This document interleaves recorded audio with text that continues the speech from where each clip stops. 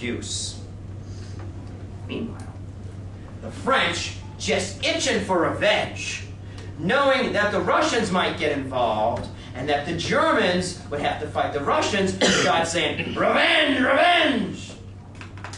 So, let me show you what happens, or demonstrate what happens, okay? The Archduke gets assassinated. The Austrians, you sons of bitches, you got 24 hours! The Serbs, help! The Russians, we'll save you! The Germans, oh no you won't! You won't beat up our brother! The French, don't you talk to my friend the Russian like that, we're gonna get you! The Germans, well if I'm gonna fight you, I'm gonna fight you too! The British, what the heck? Okay? That is literally how it happened.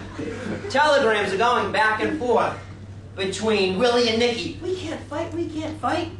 The question, of course, remains, who fires the first shot, and how does England get involved? Because remember, England is still spun that isolationism. They don't want to see a war because they know if somebody wins that war, then they'll have to deal with them. The British will. Okay? In order to understand what happens next, you have to look again at that map and realize the real problem that Germany has. And that problem is it has to fight a two-front war. Right? And again, that's what these arrows mean mobilization. All these countries are now mobilized. And what you have to understand here is the danger that mobilization creates.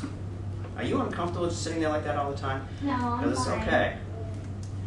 If I have all my troops ready for war, and all their guns are up, and they're pointed at the other guy, what happens if I say, nah, never mind? What happens? To attack you. You're going to want to go to war anyway. That's right, the other guy's going to walk right into your country. If Germany puts its guns down now, Russia walks right into Germany. Gandhi used to say, it's very easy to pick up the gun. It's much harder to put it down. That's what takes real bravery. And nobody had the guts or even dared put their guns down. This is why mobilization is one of the major causes for this war. So you add that into some of the others. You absolutely have to factor that in. Once the process got going, once the alliance system started kicking in and everybody started picking up their guns, it was impossible for anybody to put them down. So who starts it all? The Germans had a plan. It was called the von Schlieffen plan, or von Schlieffen, potato. Okay? This is a plan they'd had for almost 20 years. Because, again, their problem was, we got to fight a war on both sides. We don't want to fight a war on both sides. Well, Russia, the bear, right? Really, really powerful but slow. So here's what we do. If we can knock out France quickly, then we can then take our troops from France and kick Russia's butt.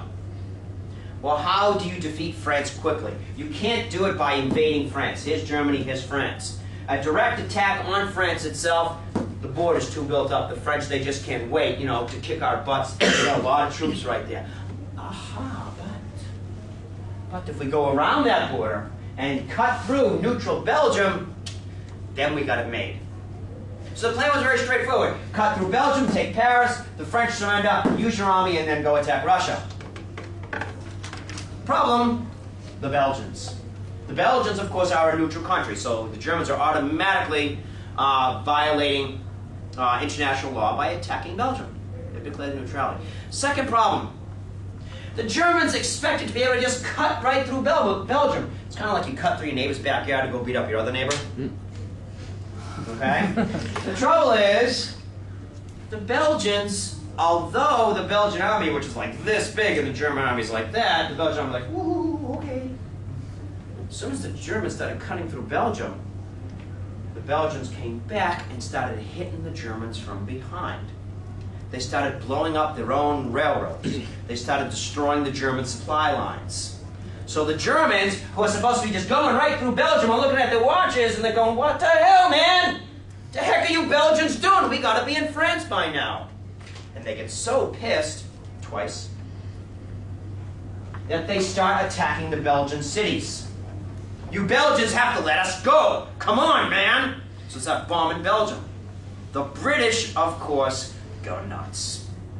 First of all, the British are supposed to protect Belgium. They promised the Belgians 50 years ago at least, that they would protect Belgium.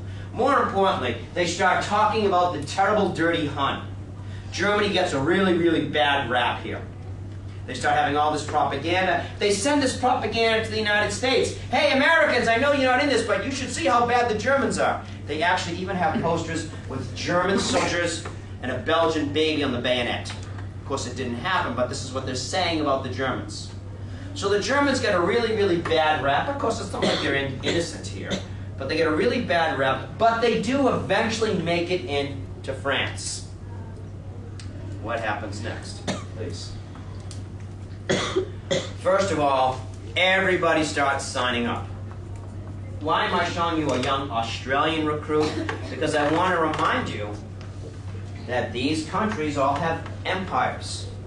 And that means the British are going to draw on their empire. That means in the trenches, you're going to have Australians, New Zealanders, Indians, South Africans, even Canadians will be fighting for the British Empire. The French Empire were doing the same thing. So they were recruiting from people all over the world, literally.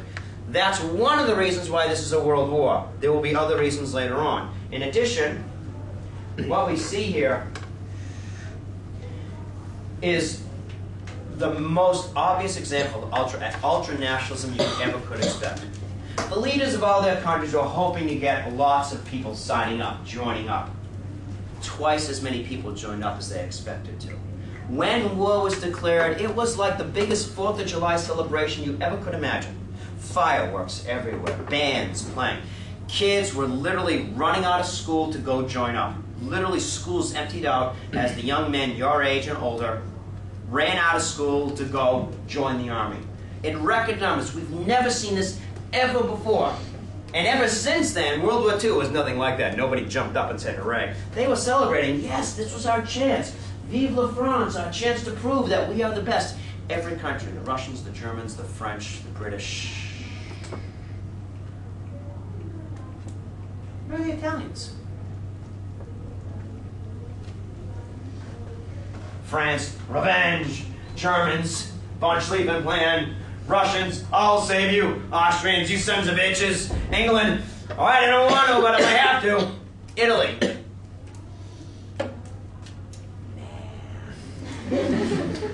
Even though Italy was part of the alliance, the Triple Alliance, she chose not to get involved. Kind of pissed off Germany. Wait and see what the Italians do later on. Please. So here's what ends up happening. The Germans, their von Schlieffen plan has been at least partially successful. They have made it into France. They made it so far into France that the German soldiers can literally see the Eiffel Tower. They can smell the croissants in the bakeries of Paris. The Parisians are friggin' panicking, man. Because the Parisians can hear the German guns, and they remember what the Germans did to Paris the last time they were there. And they are really scared. Individual Parisians who are like reservists are getting their uniforms on, they're putting their backpacks on, they're grabbing their guns, and they're running out into the streets, and they're going to run all the way to the front lines, which isn't very far at all. Meanwhile, taxi cab drivers are driving around the city, and they see a guy literally running to the front, stops his car, get in, man! He takes the soldier, drives him to the front, turns around, goes back to Paris, gets another one, and heads back and forth. It was called the taxi cab save. Literally happened. Okay? Hundreds of cabbies all over Paris started getting any soldier they possibly could and driving to the front to try to stop the Germans because they were so close. Now, the taxi cab save did not save the day. It certainly was an important factor. But what really made the difference was the fact that the English decided to stay. I mean, the British were literally standing there just outside of Paris saying, sure you want to stay here? These Frenchmen, they're doomed. Let's get the hell out of here while we still can. I don't know, maybe we should stay. I don't know. All right, fine, let's stay.